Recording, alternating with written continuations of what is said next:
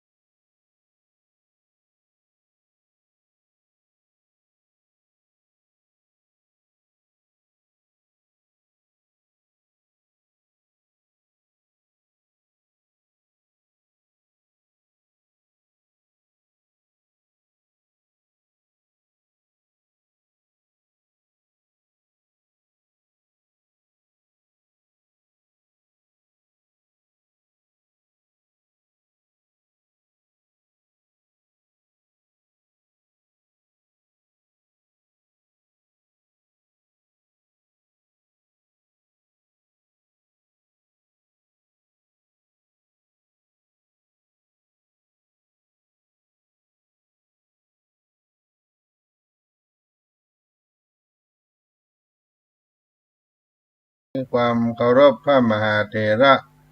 ครูบาอาจารย์เจ้าทั้งหลายจุตนจุองค์เจริญสุขเจริญธรรม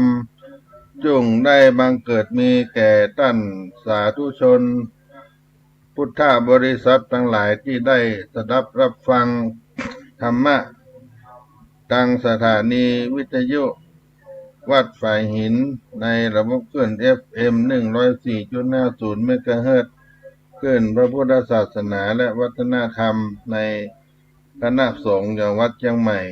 วันนี้เป็นวันอังคารที่29ตุลาคมพุทธศักราช2567ก็ได้มาพบพี่น้องท่านสาธุชนผู้ฟังทั้งหลายอาตมาภาพท่านพระครูปัญญาสังฆการหรือท่านพระครูพรหมินทร์ผู้ช่วยเจ้าวาดวัดสลีโสดาพระอารามหลวงจังหวัดเชียงใหม่ในนามของคณะพระธรรมจาริกก็ได้มีโอกาสได้รับถวายเวลาจากท่านอาจารย์พระครูสมุวิสุวัตวรกิจโจสวาธุเจ้าอารามธิปติวัดฝ่ายหินถิ่นดอยสุเทพถิ่นดอยใต้และเป็นผู้อำนวยการสถานีได้มอบหมายเวลาให้พระมาพบกับพี่น้องท่านสาธุชนทั้งหลายเมื่อได้ข่าวสารงานคณะสงฆ์วัดศรีโสดาหรือคณะสงฆ์ทั่วไปและก็ที่งานเผยแผ่กับพี่น้องราษฎรบนพื้นที่สูงหรือว่าพี่น้องบนเขาบนดอยมาเล่าอู้สู่กันฟังแล้วก็สาระธรรมะก็เอามาปั่นมาฝากกันไปให้พี่น้องท่านผู้ฟังทั้งหลายได้มีความรู้เพิ่มเติมหรือว่าได้เสริมได้แต่งจากที่เขาได้หู้นักขึ้นไปเรื่อยๆได้ตามอานิสงส์แห่งการได้มาฟังธรรมได้ประพฤติปฏิบัติในการที่เราท่านทั้งหลายได้มีโอกาสมีเวลาอยู่กับสถานีวิทยุแห่งนี้ก็จะได้นำเอาสุภาษิตโบราณล้านนาไทยของเรามาปั่นมาฝากกันก่อนในต้นรายการเพื่อได้รักษามรดกธรรมคำสอนของบรรพชนพ่ออุ้ยแม่หม่อนเอาไว้เพื่อรักษาไว้ทางด้านภาษาวัฒนธรรมความรู้ต่างๆเพื่อได้เป็นประโยชน์เอาไว้สืบยาวไปหน้าก็เอาบทที่ว่าก้อยอยู่ตามน้ำทำไปตามตัวน้ำเพียงใดดอกบัวเพียงอันก้อยอยู่ตามน้ำทำไปตามตัวน้ำเพียงใดดอกบัวเพียงอันความหมายก็คือปฏิบัติตนให้กลมกลืนกับบริบททางสังคมสิ่งอันแวดล้อมแห่อ้อมอัตตาสปะนานาจ้างปาหวันเบื้องให้รู้ตันการอย่าหันเกิดเกิงทิฏฐิควนเปิงปล่อยละอย่าฝืนอาจยาฝ่ากรรมราจะมานะกระด้างเมามัวก้อยอยู่ตามน้ำทำไปตามตัวแผ่นน้ำเพียงใดดอกบัวเพียงอันสิ่งอันแวดล้อมแห่อ้อมอัตตาสปะนานาจ้างปาหวันเวิงเมื่อรู้ตันการอย่าหานเกิดเกิงทิฏฐิกวนเปิงปล่อยละอย่าฝืนอาจยาฝ่ากรรมราจะมานะกระด้างมามัวก็อยู่ตามน้ำทำไปตามตัวแผ่นน้ำเพียงใดดอกบัวเพียงอันสิ่งต่างๆรอบข้างบางครั้งนำพาให้ชีวิตเอ็นเอียงเสียหลักก็ให้หูตานเหตุการณ์เอาไว้พยายามละทิฏฐิมานะอย่าคาดขวางฝ่าฝืนผู้มีอำนาจให้ทำตัวเหมือนดอกบัวนั่นก็คือระดับน้ำเพียงใดดอกบัวก็อยู่ระดับนั้นปฏิบัติตนให้กลมกลืนกับบริบททางสังคมในสุภาษิตล้านนาไทยคำสอนที่ว่าก้อยอยู่ตามน้ ทำไปตามตัวน้ำเพียงใดดอกบัวเพียงอันสิ่งอันแวดล้อมให้อ้อมอัตตาสปะนานาจ้างปาหวันเวิงให้รู้ตันการอย่าหันเกิดเกิงทิฏฐิกวนเปิงปล่อยละอย่าฝืนอาจยาฝ่ากำราจะมานะกระด้างมัวก็อยู่ตามน้ำทำไปตามตัวแผ่นน้ำเพียงใดดอกบัวเพียงอันก็เอาป่านฝากพี่น้องท่านสาธุชนว่าคนฟังดังหลายที่ได้จะรับฟังสาระธรรมการได้ฟังธรรมทางสถานีวิทยุก็เหมือนได้อยู่ใกล้ชิดครูบาสังฆะอาจารย์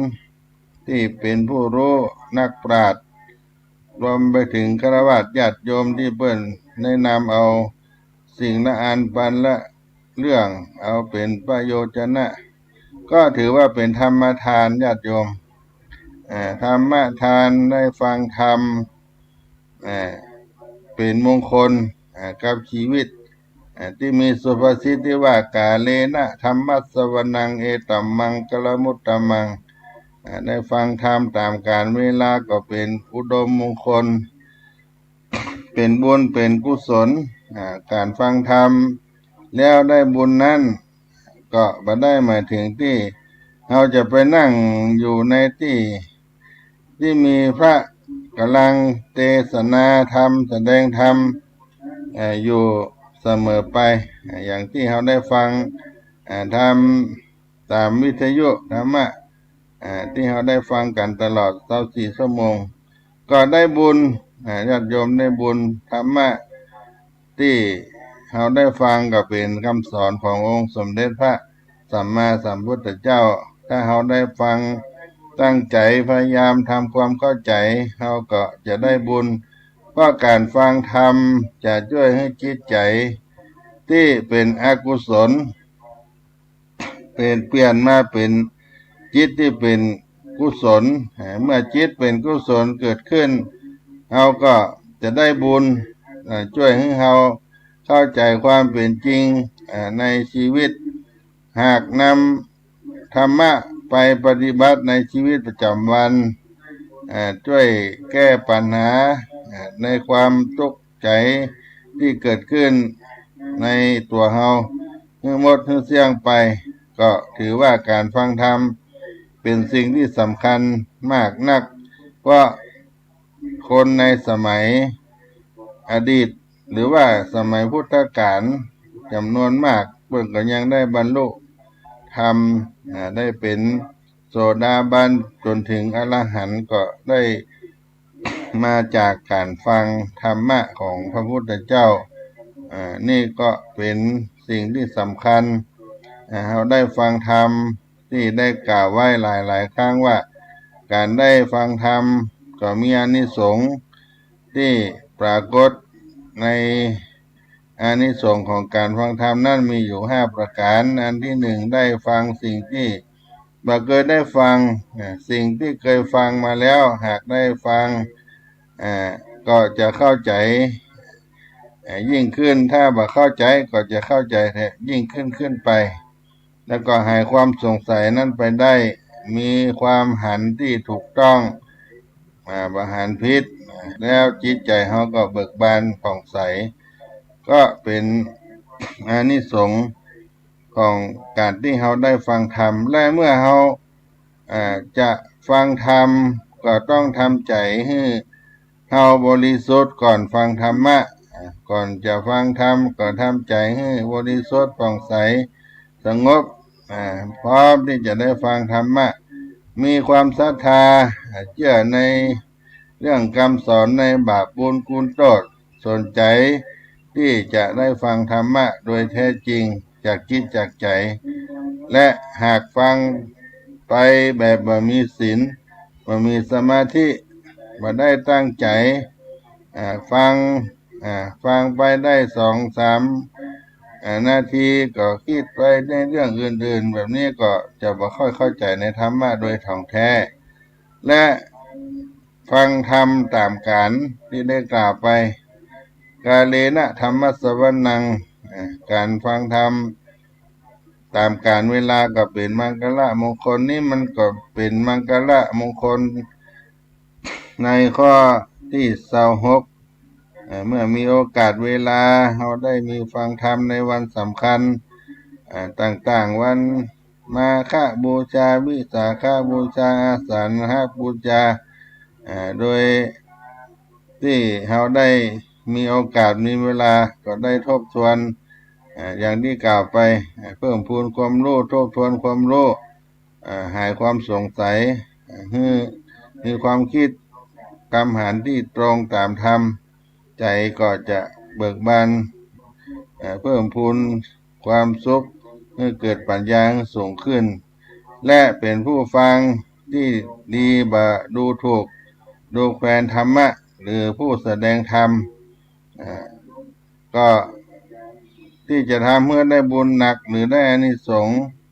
ก็บ่ได้ดูแคลนข้อธรรมะมันจะง่ายเกินไปบ่ดูแคลนในความรู้ความสามารถขององค์ผู้นำธรรมะมาแสดงบ่ดูแคลนในตัวเองว่าบ่เข้าใจตั้งใจฟังโดยพิจารณานี่ก็เป็นเรื่องราวของการฟังและปฏิบัติตนในการฟังธรรมบ่ว่าที่ใดก็ตามที่ญาติโยมได้มีโอกาสได้ฟังธรรมะนี้แล้วก็ถือว่าเป็นมังคละมงคลกับตัวเฮาซึ่งเฮาท่านทั้งหลายที่ได้มีโอกาสได้ฟังธรรมได้รู้ในสิ่งที่เฮาบ่ฮู้ก็จะฮู้เพิ่มขึ้นดังที่ได้กล่าวไปเพราะฉะนั้นญาติโยมในคำสอน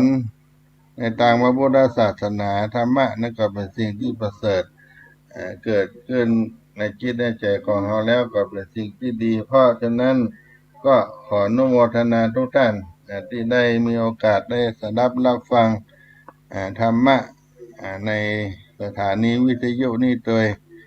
แล้วก็ถือว่าเป็นสถานีที่สำคัญเป็นแม่ข่ายที่สำคัญที่เราควรได้สนับสนุนถ้ามีโอกาสก็ได้สนับสนุนในด้านปัจจัยเพื่อได้ดูแลบำรุงเครื่องอุปกรณ์ในสถานีเครื่องเทคโนโลยีส่งสัญญาณเสาอากาศก็เครื่องใจในห้องส่งก็ดีถ้าเราได้มีโอกาสได้ถวายเป็นด้านปัจจัยก้าน้ำก้าไฟให้ต่างวัดฝ่ายหินต่างอาจารย์พระครูสมุวิสุวัตรก็จะเป็นประโยชน์ที่จะได้ทนุถนอมยังเครื่องใจการถ่ายทอดถ่ายทำให้มีคุณภาพดีขึ้นไปเรื่อยๆก็มาร่วมบุญกันได้ตลอดเวลาที่วัดฝ่ายหินหรือช่องทางที่ทางสถานีวิทยุได้ปรากฏในเบอร์โทรก็ดีในหมายเลขธนาคารก็ดีก็เพื่อจะได้อยู่โยงคงกับท่านผู้ฟังทั้งหลายไปตลอดก็บอกบุญไว้เพื่อได้มีโอกาสร่วมกันคนละเล็กละน้อยในด้านปัจจัยเงินทองก็จะได้สะสมดูแลอุปกรณ์ในสถานีวิทยุอันนี้อยู่กับญาติโยมไปนานเท่านานก็ฝากบุญไว้ตัวอีก่อนก็จะได้รับฟังกีตาธรรมเสียงเพลงธรรมะพักกันสักกรรมก่อนเนาะ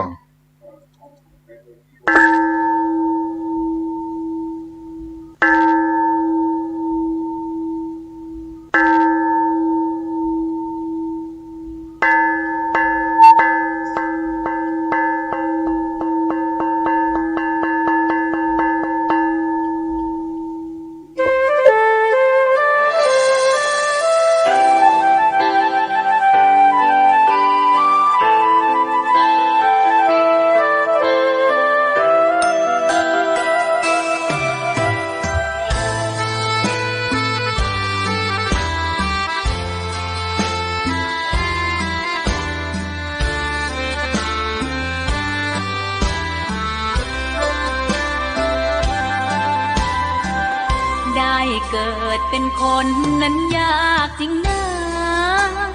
เพราะพุทธศาสนายิ่งแสนยากเย็นคนไทยโชคดีที่สุดแล้วมีแก้ว3 ดวงงามเด่นมีวัดซึ่งเป็นนาบุญยิ่งใหญ่มีศาสนาพุทธประจำชาติไทยอยากหล่ออยากสวยเราต้องรักษาศีลอยากมีอันจะกินต้องหมั่นทำบุญทำทานเอาไว้เข้าวัดสวดมนต์ฝึกฝนสติให้ว่องไวรีบทำตอนที่เราทำเองได้อย่ารอจนตายถึงเข้าวัดว่าเข้าวัดยังเป็นจะได้เห็นแต่น้ำใจเข้าวัดยามตาจะได้เห็นแต่น้ำตาก่อนจะสายเกินขอเชิญมาใช้ชีวิตให้คุ้มค่าเจริญทานศีลภาวนาสั่งสมบารมีไว้ทำบุญตอนที่ยังมีชีวิตย่อมดีกว่ารอเขาอุทิศบุญให้อย่ามัวหลงเพลินเดินห่างวัดตัวอย่างชัดๆมีมากมายเข้าวัดตอนตายสายเกินแก้กรรม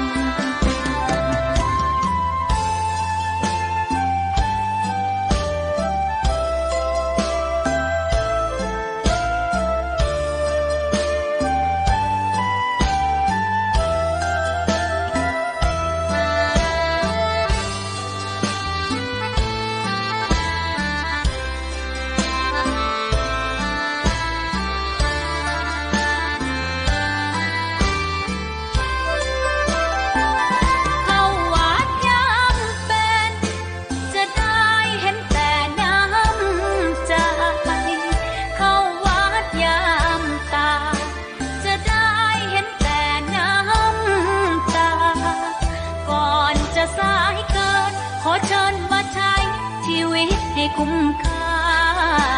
เจริญทานศีลภาวนาสั่งสมบารมีไว้ทำบุญตอนที่ยังมีชีวิตย่อมดีกว่ารอเขาอุทิศบุญให้อย่ามัวหลงเพลินเดินห่างวัดตัวอย่างชัดๆมีมากมายเข้าวัดตอนตายสายเกินแก้กรรมเข้าวัดยามเป็นผลบุญหนุนนำเข้าวัดยามเป็นจะได้เห็นแต่น้ำใจเข้าวัดยามตายจะได้เห็นแต่น้ำตา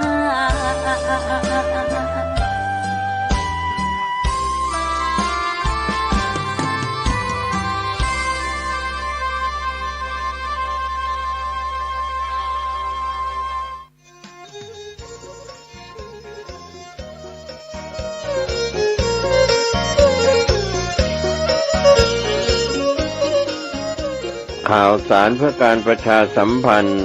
ขอเชิญชวนศรัทธานักศีลนักบุญทั้งหลายร่วมทำบุญตักบาตรน้อมมุทิตารำลึกครูบาเจ้าศรีวิชัยครบรอบ90 ปีพิธีลงจอบแรกการสร้างทางขึ้นดอยสุเทพตำบลสุเทพอำเภอเมืองเชียงใหม่จังหวัดเชียงใหม่ณลานอนุสาวรีย์ครูบาเจ้าศรีวิชัยตำบลสุเทพอำเภอเมืองเชียงใหม่จังหวัดเชียงใหม่เสาร์ที่ 9 พฤศจิกายน พุทธศักราช 2567 ช่วงเช้า 6:09 นาทีศรัทธาประชาชนพร้อมกันณลานอนุสาวรีย์ครูบาเจ้าศรีวิชัย 6:19 นาทีประธานโดยท่านผู้ว่าราชการจังหวัดเชียงใหม่ถวายเครื่องสักการะครูบาเจ้าศรีวิชัยถวายเครื่องสักการะเจ้าแก้วนวรัตน์พระครูปัญญาสังฆการผู้ช่วยเจ้าอาวาสวัดศรีโสดาพระรามหลวงนำกล่าวทำถวายเครื่องสักการะบูชาครูบาเจ้าศรีวิชัยพร้อมโยงข้าวบาตร 6:29 นาทีพิธีทำบุญตักบาตรรำลึกมุทิตาครูบาเจ้าศรีวิชัยมีพระภิกษุสามเณรในพิธี219 รูป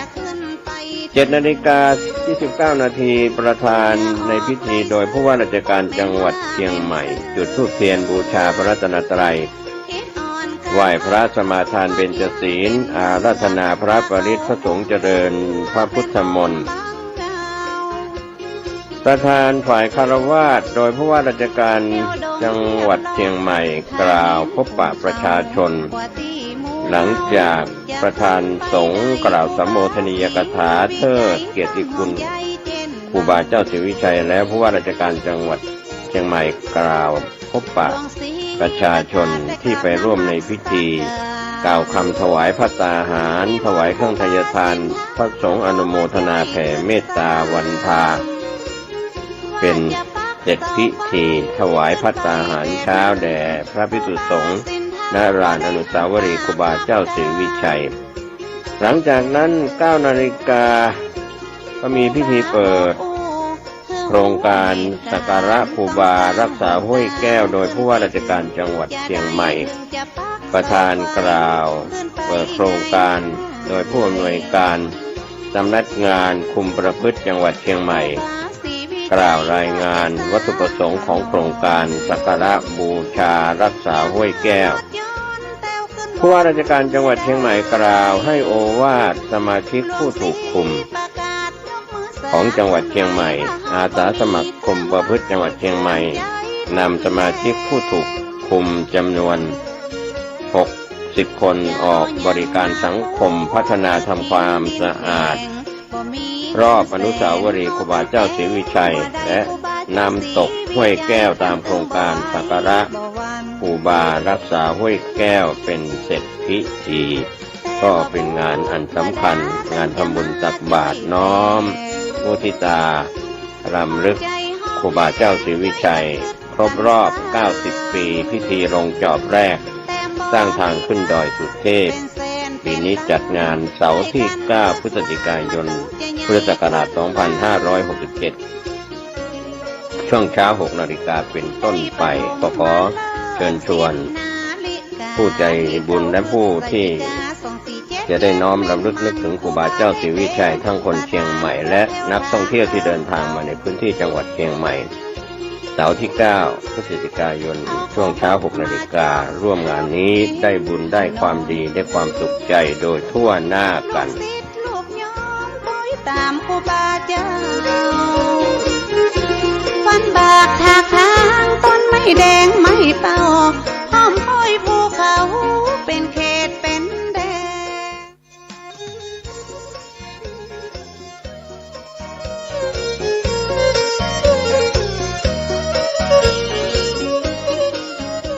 ข่าวสารเพื่อการประชาสัมพันธ์ขอเชิญชวนศรัทธานักศีลนักบุญทั้งหลายร่วมทำบุญตักบาตร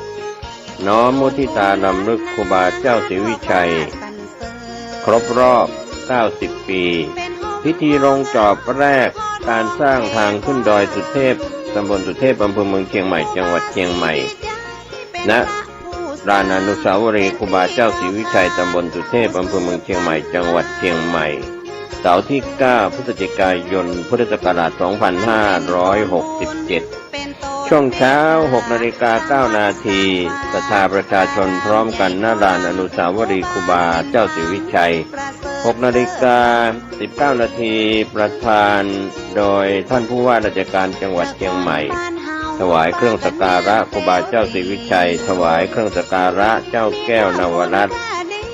พระครูปัญญาสังฆการผู้ช่วยเจ้าอาวาสวัดศรีโสดาพระรามหลวง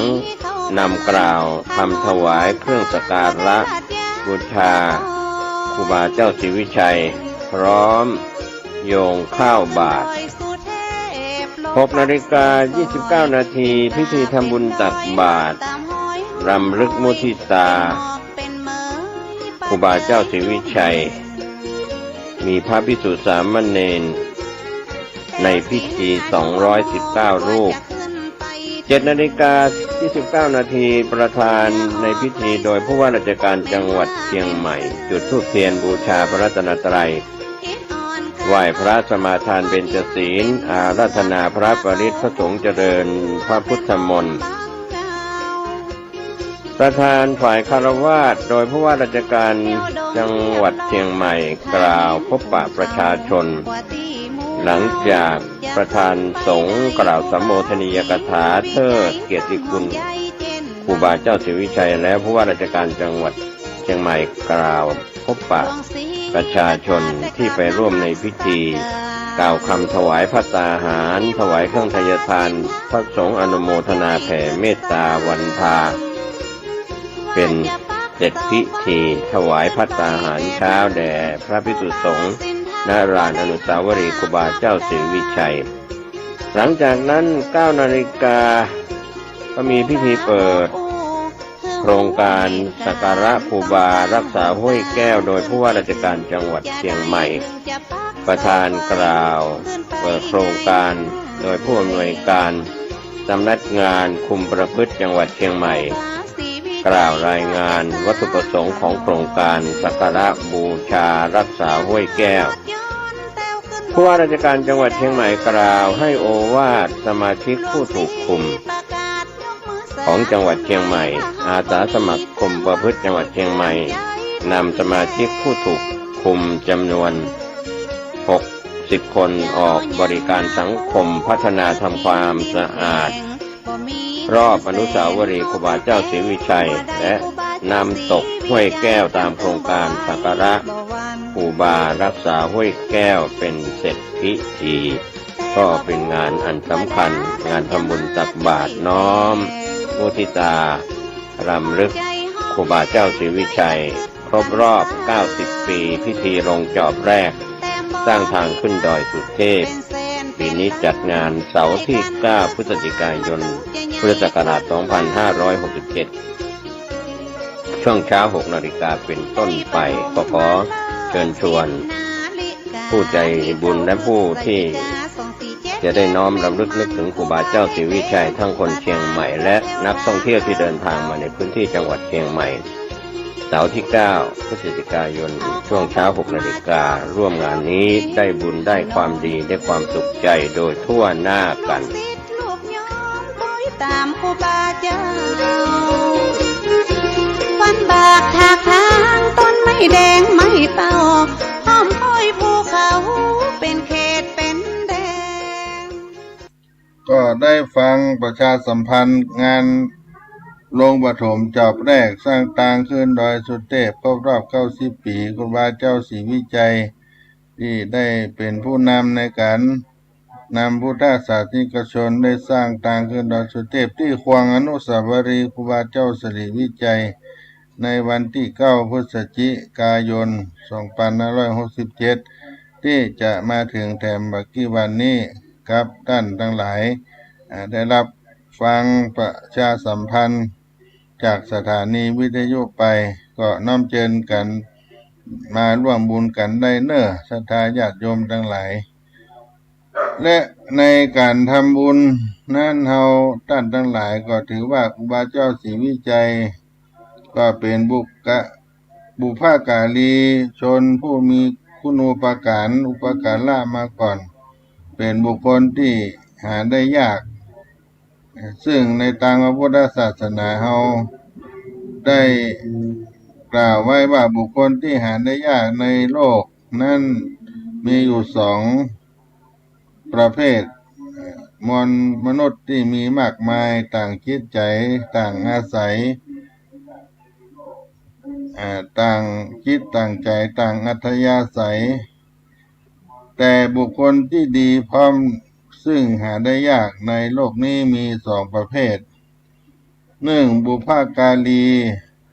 บุคคลผู้ทำอุปการะมาก่อนสองกตัญญูกตเวทีบุคคลผู้รู้อุปการะที่ท่านทำแล้วทำตอบแทน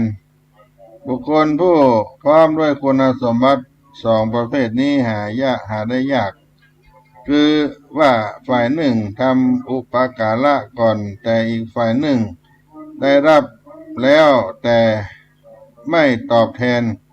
ทั้งสองฝ่ายปฏิบัติต่อกันไม่สม่ำเสมอเพราะคนเท่านั้นถูกอวิชชาและตัณหามาครอบงำจึงมุ่งแต่ประโยชน์ตนฝ่ายเดียวเมื่อตนได้รับความสุขแล้วบ่คิดที่จะเหลียวแลผู้อื่นจึงเป็นการยากที่จะเป็นบุพการีส่วนผู้ที่ได้รับอุปการะจากผู้อื่นที่ได้ทำแล้วนั้นโดยมากจะรู้จักแต่คุณบ่รู้จักตอบแทนจึงเป็นการยากเช่นกันที่จะทำตนให้เป็นผู้กตัญญูกตเวทีต่อบุพการีได้บุพการีเป็นบุคคลที่ทำอุปการะก่อนก็คือบุคคลที่มีอัธยาศัยเอื้อเฟื้อเผื่อแผ่อบอ้อมอารีมีใจประกอบด้วยความรักปรารถนาดีมุ่งกระทำอุปการะคุณหวังความสุขความเจริญต่อผู้อื่นด้วยบ่หวังผลตอบแทนในไม่ล่าไปลุนจำแนกเป็นสี่ประเภทนั้นก็คือหนึ่งพ่อแม่สองครูอาจารย์สามพระมหากษัตริย์สี่พระสัมมาสัมพุทธเจ้ามีอยู่สี่ประเภทจำแนกออกมาที่เป็นบุพการีของเฮาได้ทำบุปการะมาก่อนก็กล่าวโดยอันที่หนึ่งพ่อแม่เป็นบุพการีของลูกท่านเป็นผู้ให้กำเนิดชีวิตลูกบุตรธิดาบำรุงเลี้ยงดูให้ได้รับความสุขคอยที่จะดูแลห้ามปรามให้ได้ทำในสิ่งที่บดีแนะนำสอนให้ตั้งอยู่ในความดีศึกษาหาความรู้ตามสมควรแก่ฐานะจัดหากู้ครองที่ดีให้และก็มอบทรัพย์สมบัติให้ในเวลาอันเหมาะสมก็นับว่าพ่อแม่เป็นผู้มีพระคุณอันใหญ่หลวงในบุพการีที่หนึ่งสองครูอาจารย์เป็นบุพการีของลูกศิษย์เพราะเป็นผู้อนุเคราะห์ศิษย์ด้วยการแนะนำสั่งสอนที่ต่อมาจากพ่อแม่ให้ศิษย์รู้ว่าสิ่งใดดีมีประโยชน์สิ่งใดบ่ดีบ่มีประโยชน์มีโทษควรหรือบ่ควรที่จะต้องประพฤติอันนี้เป็นบุพการีอันที่สองคือครูอาจารย์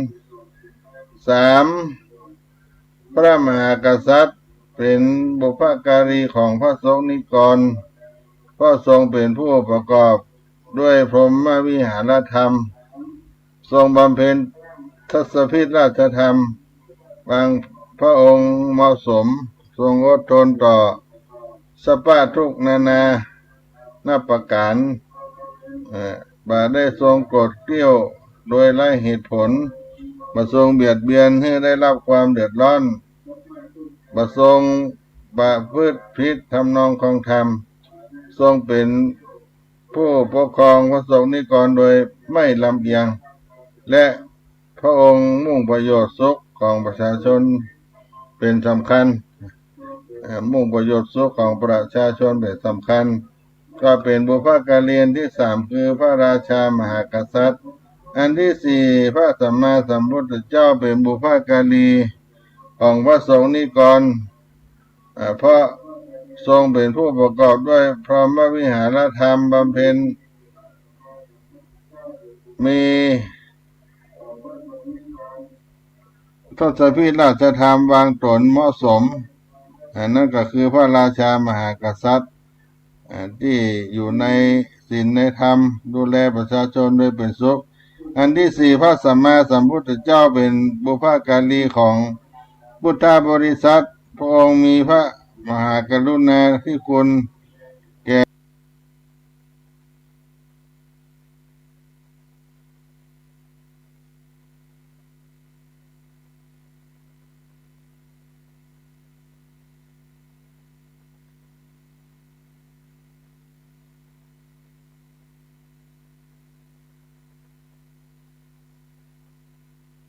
พุทธบริสุทธิ์เพื่อผ่องแผ้ว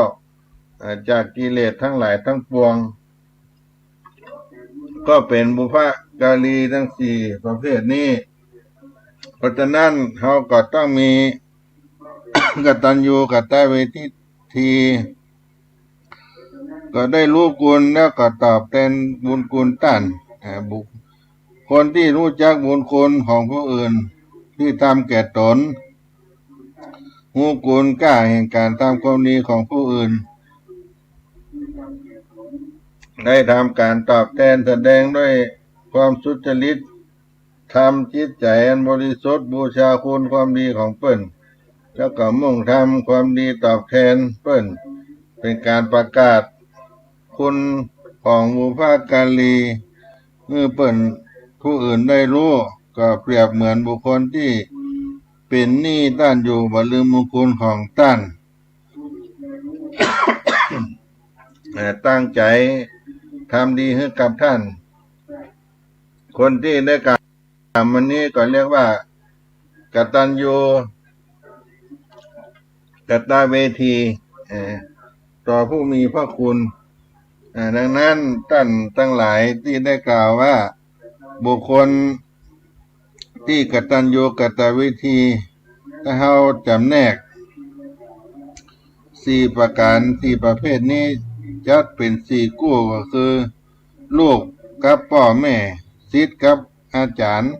พระสงฆ์นิกรกับพระราชามหากษัตริย์พุทธบริษัทกับพระสัมมาสัมพุทธเจ้าลูกหรือว่าบุตรธิดาที่พึงแสดงกตัญญูต่อพ่อแม่โดยสำนึกว่าท่านเป็นผู้มีพระคุณมีอุปการะคุณแก่เฮาเป็นความจริงและได้รับจากพ่อจากแม่เฮาก็ต้องสนองตอบพระคุณ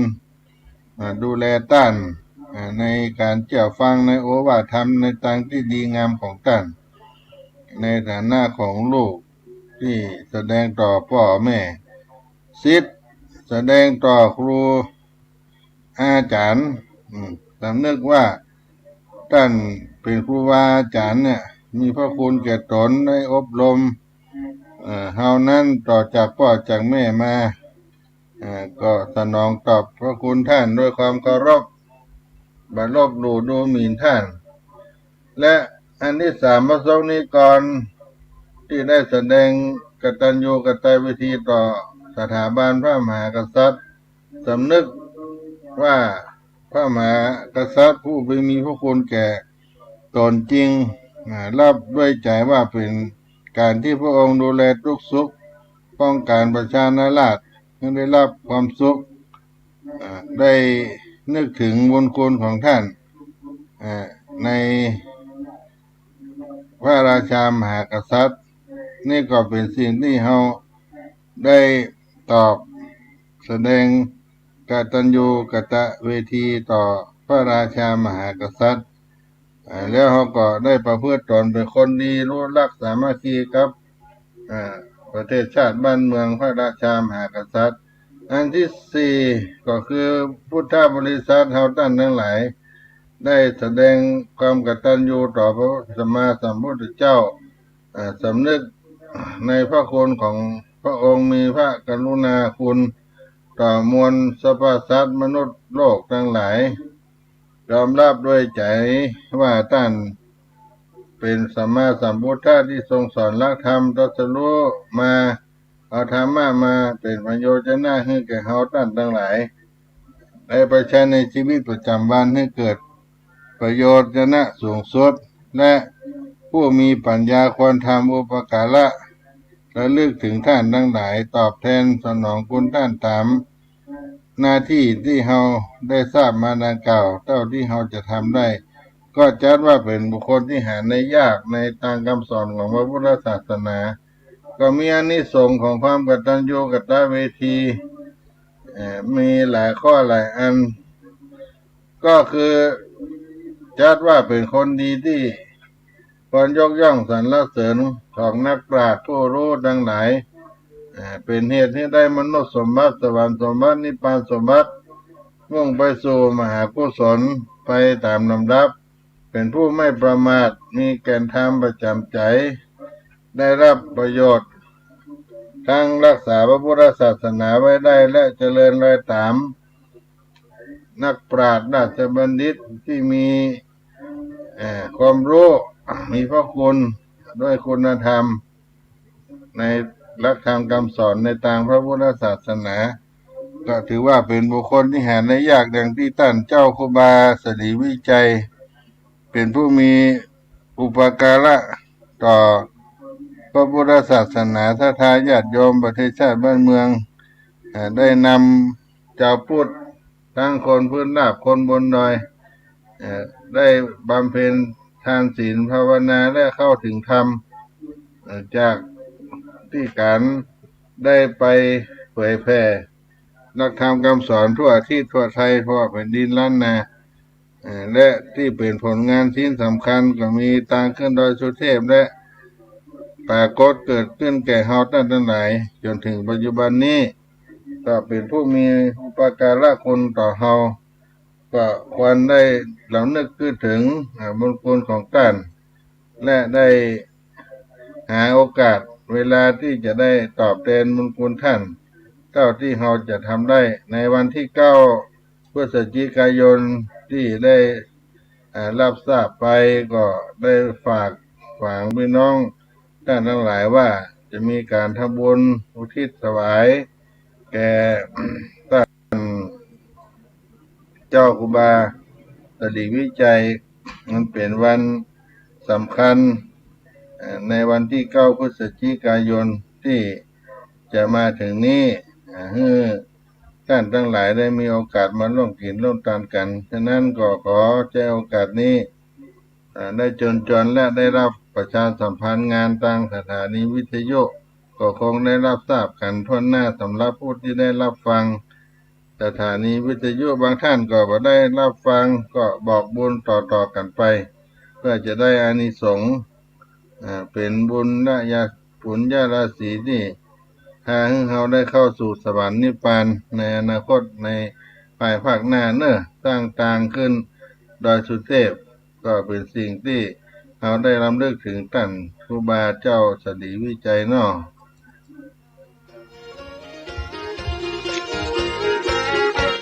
วันที่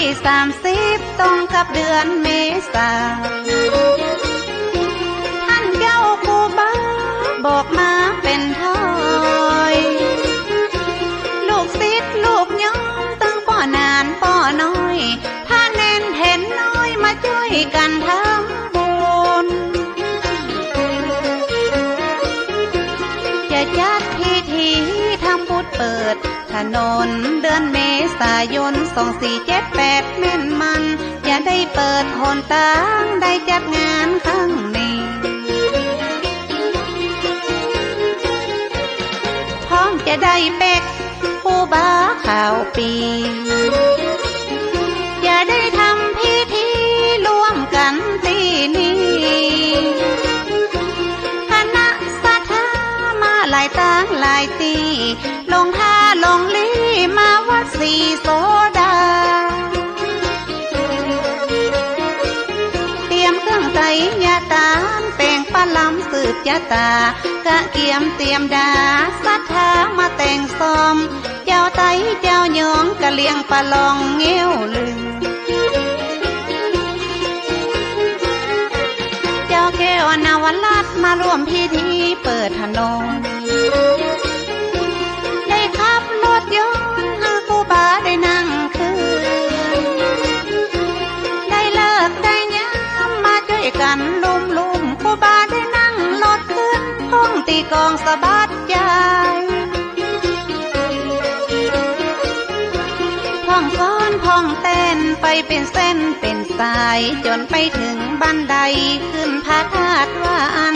ได้ฉลองโคนตางขึ้นดอยสุเทพตอนนั้นกราบนบพระพุทธพระธรรมพระสงฆ์ขอเป็นมงคลครูบาได้สร้างกลายเป็นทรัพย์ป่าทองห้องพอใหญ่กว้างคุ้มครองเจ้าบ้านได้กราบไหว้บูชา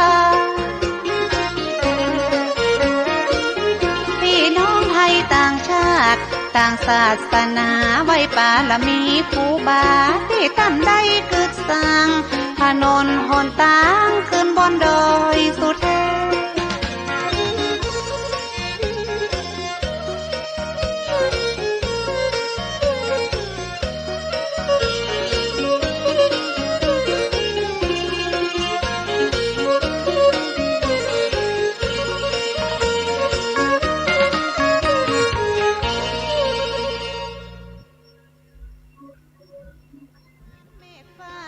ทรงเทวดามาเกิดเมืองคอนแต่บ่บุตรวดามาช่วยสร้างถนนก็คือทุกคนที่มาช่วยคือสร้างเหมือนครูบาศีลธรรมท่านได้อ้างกล่าวไว้ยิ่งใจใหญ่น้อยมาช่วยกันสร้างถนนห้องมาเป็นขายย้อมจะขอบวชเธอได้เจ้าเขาชนบทจะตุกยากไรต่างก็ยกมือไหว้มาขอติดตามครูบาห้องก็ให้มาบวชเล่าเรียนศึกษาเพื่อติดตามครูบาได้ไปก่อสร้างวัดวาอารามหลายปั้นหลายลอยแถมยังมีท่านเจ้าอภิชัยข่าวปีตอนดีองดีผิวบางห่างน้อยได้นำศรัทธาเป็นปั้นเป็นลอยติดตามลำห้อยมาช่วยกันสร้างหนทางตอนนั้นครูบาข่าวปียังเป็นนานมาช่วยครูบาศีลธรรมตีตันคืดสร้างหลายเดือนหลายวันตึงบ่ปิกปอกว่าครูบาสร้างถนนได้5 เดือนป่า22 วันบ่ได้เฮาก็ขึ้นไปได้พี่น้องศรัทธาปากันยกมือไหว้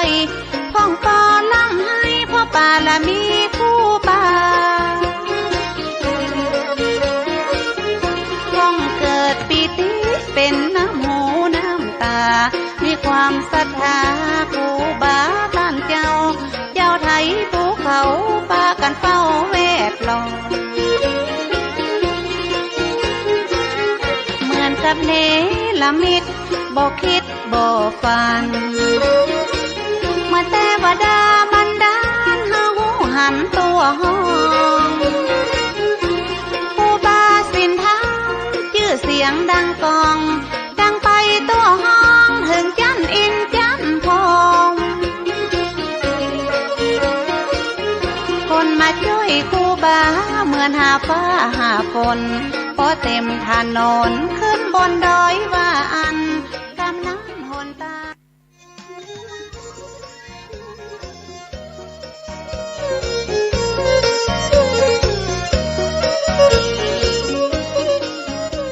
ข่าวสารเพื่อการประชาสัมพันธ์ขอเชิญชวนศรัทธานักศีลนักบุญทั้งหลายร่วมทำบุญตักบาตรน้อมมุทิตารำลึกครูบาเจ้าศรีวิชัยครบรอบ90 ปีพิธีลงจอบแรกการสร้างทางขึ้นดอยสุเทพตำบลสุเทพอำเภอเมืองเชียงใหม่จังหวัดเชียงใหม่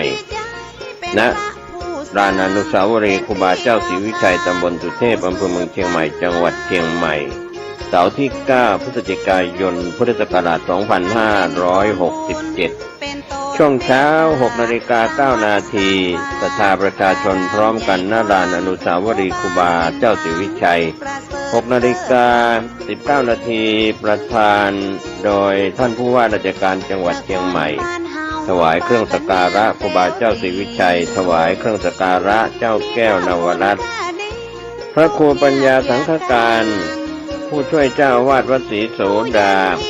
พระรามหลวงนำกล่าวทำถวายเครื่องสักการะบูชาครูบาเจ้าศรีวิชัยพร้อมโยงข้าวบาตร 6:29 นาทีพิธีทำบุญตักบาตรรำลึกมุทิตาครูบาเจ้าศรีวิชัยมีพระภิกษุสามเณรในพิธี219 รูป 7:29 นาทีประธานในพิธีโดยผู้ว่าราชการจังหวัดเชียงใหม่จุดธูปเทียนบูชาพระรัตนตรัยไหว้พระสมาทานเบญจศีลอาราธนาพระปริตรพระสงฆ์เจริญพระพุทธมนต์ประธานฝ่ายคฤหัสถ์โดยผู้ว่าราชการจังหวัดเชียงใหม่กล่าวพบปะประชาชนหลังจากประธานสงฆ์กล่าวสัมโมทนียกถาเทิดเกียรติคุณครูบาเจ้าศรีวิชัยและผู้ว่าราชการจังหวัดเชียงใหม่กล่าวพบปะประชาชนที่ไปร่วมในพิธีกล่าวคำถวายภัตตาหารถวายเครื่องทายทานพระสงฆ์อนุโมทนาแผ่เมตตาวันทาเป็นเสร็จพิธีถวายภัตตาหารเช้าแด่พระภิกษุสงฆ์ณลานอนุสาวรีย์ครูบาเจ้าศรีวิชัยหลังจากนั้น 9 นาฬิกาก็มีพิธีเปิดโครงการสักการะครูบารักษาห้วยแก้วโดยผู้ว่าราชการจังหวัดเชียงใหม่ประธานกล่าวเปิดโครงการโดยผู้อำนวยการสำนักงานคุมประพฤติจังหวัดเชียงใหม่กล่าวรายงานวัตถุประสงค์ของโครงการสักการะบูชารักษาห้วยแก้วผู้ว่าราชการจังหวัดเชียงใหม่กล่าวให้โอวาทสมาชิกผู้ถูกคุมของจังหวัดเชียงใหม่อาสาสมัครคุมประพฤติจังหวัดเชียงใหม่นำสมาชิกผู้ถูกคุมจำนวน60 คนออกบริการสังคมพัฒนาทำความสะอาดรอบอนุสาวรีย์ครูบาเจ้าศรีวิชัยและนำตกห้วยแก้วตามโครงการสักการะครูบารักษาห้วยแก้วเป็นเสร็จพิธีก็มาถึงช่วงท้ายรายการสารธรรมยามเย็นวัดสลีโสดาได้รับประชาสัมพันธ์ในเรื่องของการทำบุญรำลึกครูบาเจ้าศรีวิชัยครบรอบ90 ปีทางการขึ้นดอยสุเทพที่ขวางอนุสาวรีย์ครูบาเจ้าศรีวิชัยวัดสลีโสดาพระอารามหลวงก็เชิญชวนมาร่วม